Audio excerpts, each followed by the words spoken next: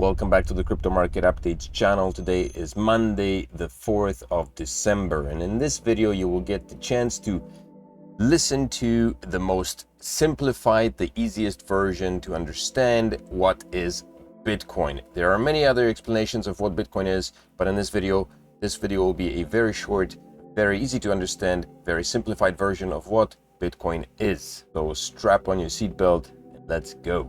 All right, so what is Bitcoin? We can't talk about Bitcoin without discussing what cryptocurrencies are. So in order to do that, quick presentation. I used a lot of the PowerPoints from Investopedia and other sources on the internet because there's a lot of information on the internet that you can use, and I suggest that you do so after this presentation.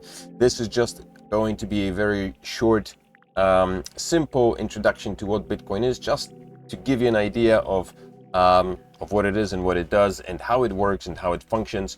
So, cryptocurrency. What is a cryptocurrency? A cryptocurrency is a digital or virtual currency secured by cryptography and based on a network that is distributed across a large number of computers.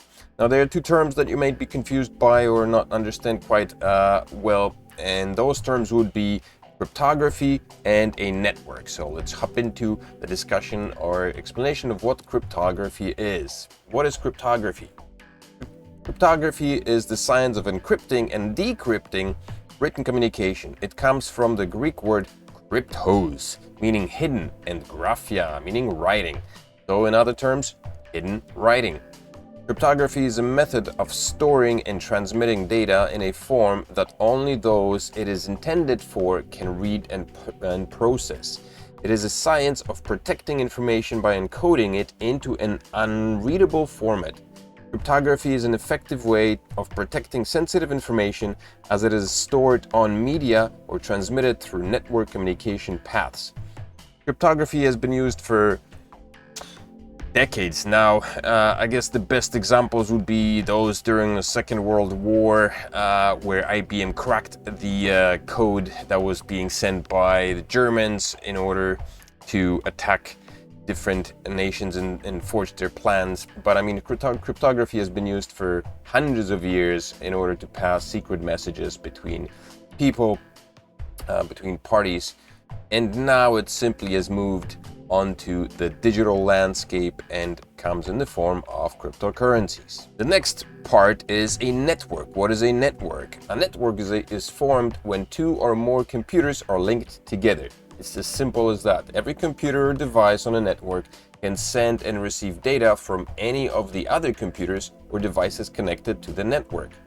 A computer which is not part of a network is called a stand-alone computer. Networks are usually used in companies. You can set up networks at home if you have more than two computers. In most cases, people use a standalone computer, like this particular one right now. But in the case of cryptocurrencies, on a network, computers can send information to one another and receive. You can't access, it's not where you can access, other people's computer and start messing around with it. That's not the idea. The idea is for the computers to be able to communicate with each other in order to form a blockchain, which is what a cryptocurrency relies upon. The networking effect, the exchange of information and ideas among people with a common profession or special interest, usually in an informal social setting. So that's what networking is, and that's what is applied in cryptocurrencies, and that's how Bitcoin functions, through networking and the passing of information between the computers on a network. Digital currencies are currencies that are only accessible with computers or mobile phones.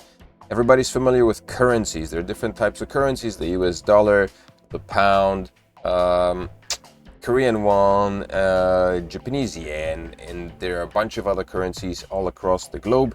Every single nation has its own currency. And so all these currencies are fiat currencies, or physical currencies that we use to exchange goods and services for throughout most of our lives. Digital currencies are intended to fulfill a similar purpose to fiat currencies, with the exception that they function on that they're accessible only through computers or smartphones these days. So they're only available in digital form, not a physical form. Now we come to Bitcoin. What is Bitcoin? Bitcoin is a cryptocurrency, which we already discussed, and is a virtual currency designed to act as money and a form of payment outside the control of any one person, group, or entity, and thus removing the need for third-party involvement in financial transactions. The goal of Bitcoin was to eliminate things like banks, which are the third parties involved in transactions. So for the most part, when we are paid these days, back in the day, I guess people were getting paid in cash. I mean, that still happens sometimes, but for the most part, whenever you conduct business, transactions are conducted by sending money through a bank account or PayPal or any other third party that processes financial assets. Employers no longer pay by handing out cash to their employees. Money is sent into the employees' bank accounts, which then can be withdrawn by the employee.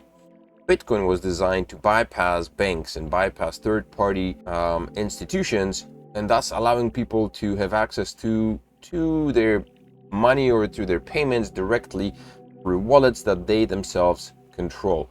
In this presentation, I will not discuss wallets and how they function, because that's another lengthy explanation.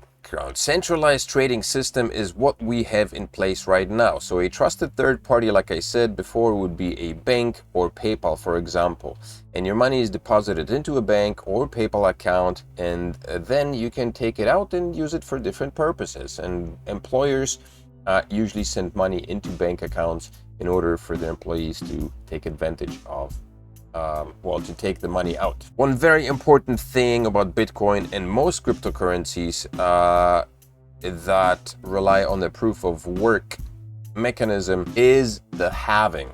The halving event is when the reward for mining Bitcoin transactions is cut in half. This is partially what gives Bitcoin its value by removing part of the overall Bitcoin supply from circulation. So the first Genesis block that was issued, that was mined in sometime in 2009, allowed the first miner to receive a reward of 50 Bitcoin. Since then, there were 3 halvings which took place every 4 years. The first halving took place in 2013, and the 50 Bitcoins were cut down to 25. In 2017, the 25 Bitcoin were cut down to 12.5 and a bit. In 2020, there were only 6.25 Bitcoins produced per block. And during the upcoming halving that's going to take place sometime in the first quarter of 2024, we'll cut down the mining reward down to 3 Bitcoin and a bit per block. So with each halving, which occurs every 4 years, the reward for mining Bitcoin is cut in half, thus taking out a big chunk of Bitcoins out of the circulation, creating scarcity, and of course helping increase the value of the coin. That is of course not the only reason where Bitcoin receives its value from. There is a massive amount of computational power that is added to the Bitcoin network in order to create hashes, in order to create transactions, and of course in order to mine Bitcoin. Not to mention the companies that produce the ASIC miners like BitMart, which spend a lot of money on creating these things, and then people invest into these miners.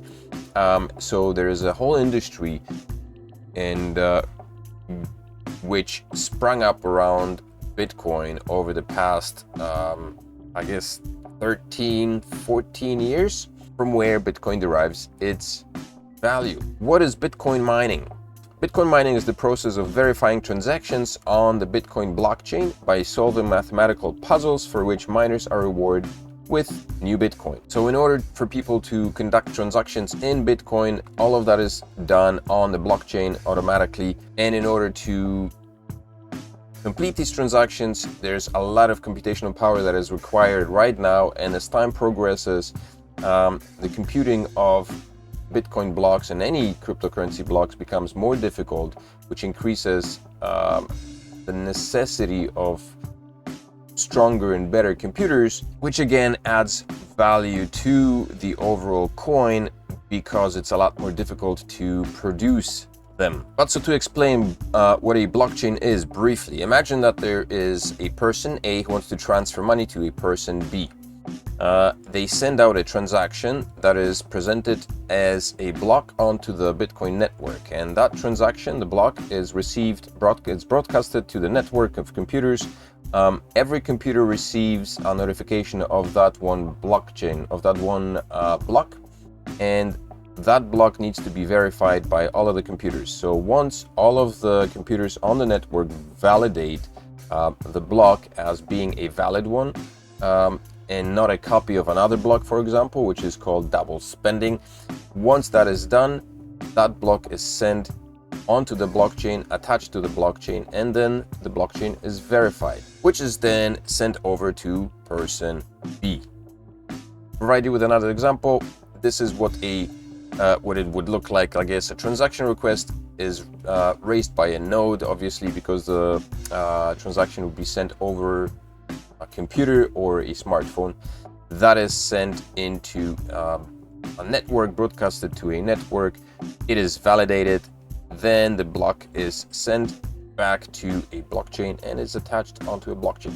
This is a simplified version of the blockchain. Of course, there are different types of blockchains, and there's a lot of different cryptocurrencies that have different blockchains in order to speed them up, because the problem that arises over time is the longer the chain becomes, the more time it takes for the network to verify it. And so developers, programmers have come up with things like sharding and splitting the blockchain into smaller parts in order to allow the network to verify the transactions faster and send them back into the blockchain, so that they can compute a lot more transactions per second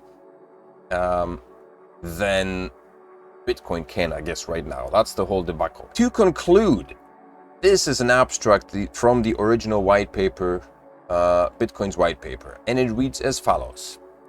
A purely peer-to-peer version of electronic cash would allow online payments to be sent directly from one party to another without going through a financial institution. Digital signatures provide part of the solution, but the main benefits are lost if a trusted third party is still required to prevent double spending.